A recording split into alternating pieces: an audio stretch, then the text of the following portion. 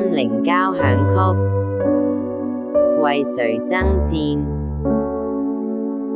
每日靈修經文分享，撒母耳記下23章16節，將水奠在耶和華面前。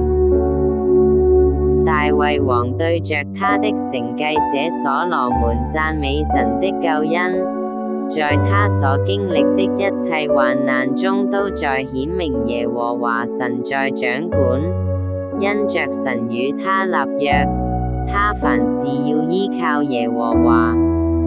他論述曾有30個勇士，其中有3個最精銳的，為了大衛的期望，渴想伯利恆城旁的井水，而甘願犯險，直倒到敵人非利士人的陣地，繞過軍營到達井旁，取井水獻奉給大衛。大衛卻不肯喝，反而獻祭給神。看來大衛是欣賞他們所作的，但為了他的期望而將生命獻上，不是神的心意。來，一起禱告，為誰爭戰？這個問題要常作出提醒。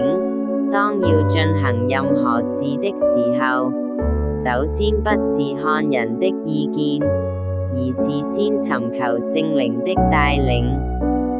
我們的救主耶穌基督謙卑降世拯救罪人，是要成就神的旨意。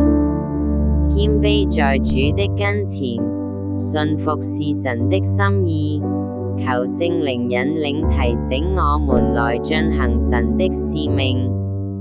以上祈求奉主耶穌基督的名向神禱告，阿們。